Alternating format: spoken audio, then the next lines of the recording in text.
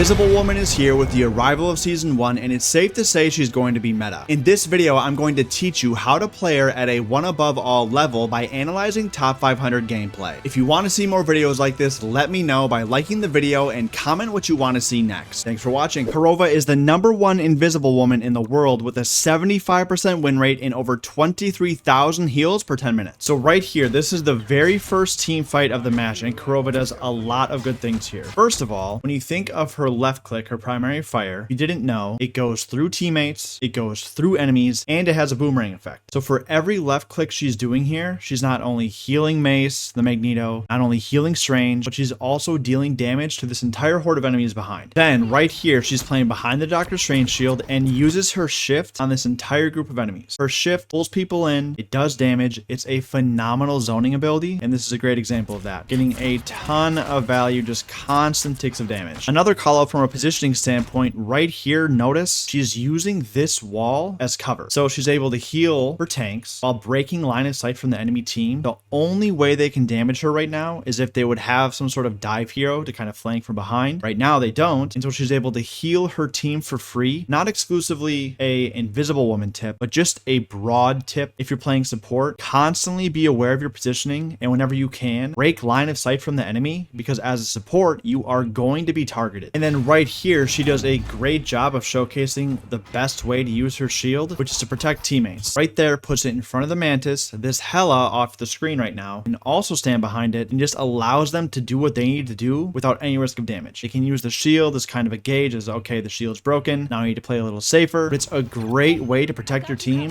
and allow them to get value without any risk to them. Using the left click to finish the Doctor Strange, who's one shot, and now when you look at the fight, there's already 3 picks, it's a 6v3, and the fight's won. They're going to be able to capture the point off of that. So now the first team fight is won, and as you can see, the enemy team is walking back from spawn and they're pushing up this staircase to the right of point. The reason why Kurova's team is choosing to hold them here is because it essentially makes it so that the enemy team has to win probably 2 team fights to capture point. They have to win a team fight to take the space, and odds are the first couple people who get picked, if they do get picked, are going to make it back to point by the time the enemy team gets there. So it just adds that extra layer of stalling. And now as the enemy team pushes up, with every left click, she's healing Hela, Magneto, Strange, and damaging 2 to 3 enemies with a single left click, getting maximum value out of the ability. Strange is flying up, he is weak, he uses her shield again to protect the Mantis, knowing that the Mantis is going to be targeted just as much as she is, and again providing that extra layer of security to protect the Mantis and allow her to stay in the team fight. And she's using her own shield to protect herself as well. Panther gets a big first pick on the Luna, and if you notice, she already has her ultimate. And when you compare to the rest of the team, the enemy Invisible Woman's only at 84%, so it has an ultimate advantage right out the gate. Uses another great shift here, catching 3 enemies within it, and it forces them out of that space. The damage on it isn't a ton, but it's enough, and it's annoying enough to make the team want to back up and get out of that space. Also right here, immediately after the shift, she uses her E to pull Thor and Strange towards her team, because right now they're up 2. They have a big numbers advantage, 6v4. Enemy team wants to run away, but she uses her E to pull him towards her team, so it's harder to do that. Gale gets Thor. Now it's a 6v2, and the enemy team is in shambles. So now they've won back-to-back team fights. Enemy team is walking back from spawn, and they choose to push the same staircase, which I'm not sure I agree with. I probably would have wrapped around. Again, they're top 500. I'm hard stuck GM. It is what it is. But from a positioning standpoint, again, she's using, you can't see it right now, using this wall as cover, using this wall as cover, and can safely heal both of her tanks and the Hela, essentially her entire team, without having line of sight from the enemy DPS or the enemy team in general. Then right here, she notices the Loki put down clones and pop his shift, which means they're more than likely going to try and push up off of that. And so even though her ultimate is typically a defensive ability and used to counter ultimates, she actually uses it to make an aggressive push to zone off the team again. She jumps into the entire team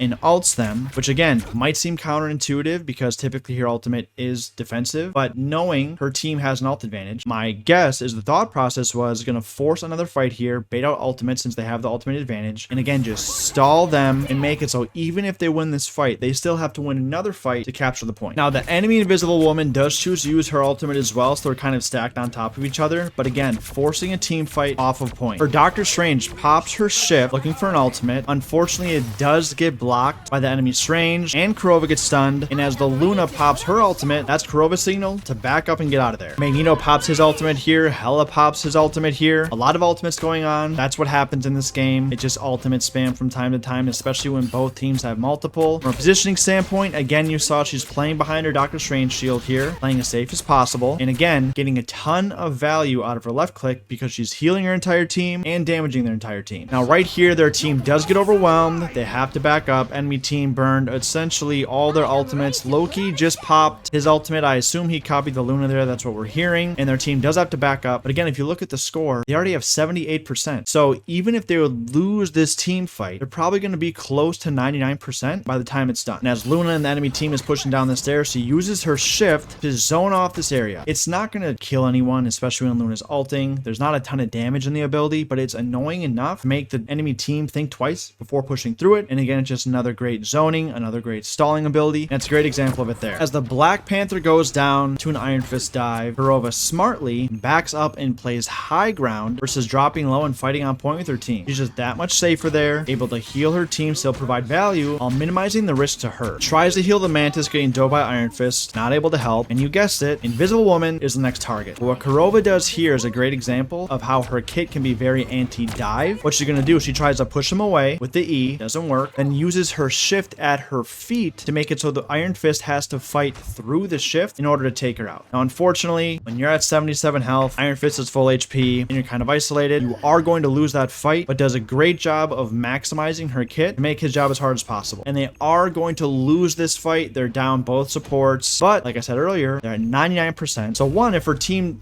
does somehow clutch up, they win the round. And even if they don't, enemy team has to capture the entire bar, whereas Kurova's team only has to win one team fight to win the round. Now we're in round 2, and actually Mace disconnected at the start of this round, so they start this round in a 5v6 right off the bat, trying to salvage wherever they can. She's brawling with Strange on point, and it's a little thing, but notice how she's using this pillar to break line of sight from the enemy, making it that much harder for Strange or Loki or whoever to focus her and damage her while she's healing her team on point. They ended up winning that first team fight, and as the enemy team pushes back, notice how she used her E to pull the Loki away from his team into their back line, and that's an instant pick on the Loki, creating another numbers advantage. Pops her ultimate because the Iron Fist is on her and because it's directly on point, not losing any value there. Strange has an unfortunate ult. He actually got blocked by the rocks up here, but they get another pick on the Iron Fist, so they're up 2 people already. They still have Hela ult, they still have Mantis ult. Second team fight's looking good. Panther gets the Invisible Woman, and this fight's over. Heading into the third team fight here, and as you can see, enemy team is walking back from spawn, trying to contest this high ground because high ground, generally speaking, is superior. But Kurova is going to make an insane play with her E here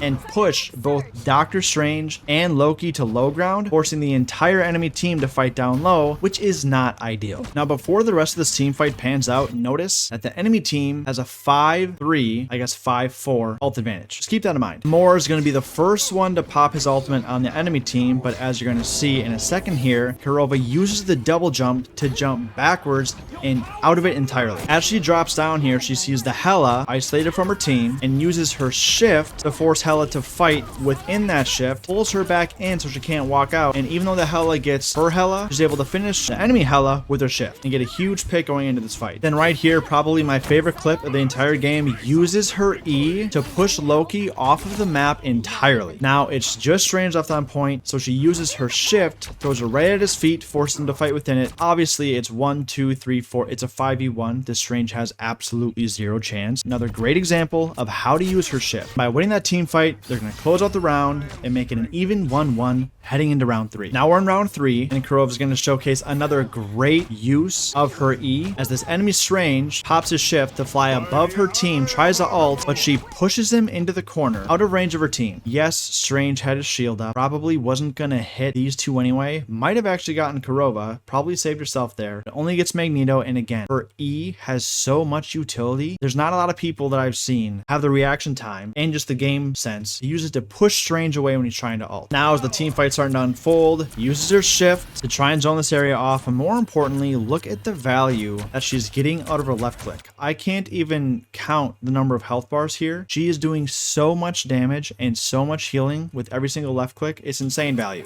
Now when you look right now, they're up 6-5. Loki got picked. Hela is about to use her ult. The enemy Hela is about to use use her ult to try and stall the fight, try and win it for her team. And you can see the immediate shift in focus away from damaging the enemy backline to backing up, knowing the Hela ult is about to focus her. One of the shots comes in and does connect, so she uses her double jump to jump backwards out of line of sight and create that space, because as it stands, they're up 6-4. They're up 2 in the team fight, so it's more important for her to stay alive to make sure they can close out the team fight. Enemy Hela ends up getting 0 kills with her ultimate and actually ends up going down, which forces the enemy team to back up, because even though Loki's technically alive, he's walking back from spawn. It's a 6v3. They close out the team fight super easy. As the enemy team's walking back from spawn, another great example of just basic positioning here, not walking into line of sight of the enemy team, using the wall as cover and just brawling with her team, healing them without any risk to her. Now, again, as she's healing her team, doing damage to the enemy team, she's going to use her shift right on this choke point, and with its radius, she's essentially hitting the entire choke, making it that much harder to get the enemy team to push the point. The enemy team finally pushes out of that choke point in the hallway, is making a push towards point, and as you're going to see, Iron Fist is looking to dive the backline, and he's going to focus Kurova, Invisible Woman here, but as you're going to see, as she goes in for the dive, she uses her double jump to jump backwards and away from Iron Fist to create that space. Another great example of how her kit is super anti-dive and can help you play your life that much better. As another team fight's happening on point, obviously a lot of ultimates going off, she's going to use her shift to occupy the space, since there's what, 1, 2, 3, 4 enemies there, and it makes it awkward to fight within that shift, so a great use of the shift. And then to top it off, enemy Strange is going to look for another ultimate here, going to use his shift to fly above the team. Wait for it, here he comes, and I don't know if she was in range, but again, using the double jump to jump backwards out of range of the Strange ult, and it just allows her to live again and help her team close out the team fight, which I believe this is going to end up being the last team fight. Finally, to close out the game, icing on the cake, Strange gets a huge ultimate, gets Bucky, well, I guess only 2, gets Bucky and Iron Fist, so she uses her shift to combo with the ultimate. Another great use of the shift, you can combo with ultimates like Strange and Groot. Very clean team fight, they're already up 6v3, and that's going to be enough to close out the fight, close out the round, and close out the win. Ends up getting MVP, not really a surprise, with a pretty insane stat line, goes 30-4, 13 assists, 27,000 healing, leading the game by the way, 9,000 damage, 13,000 damage blocked as his support. Are you kidding me? That's how you play Invisible Woman.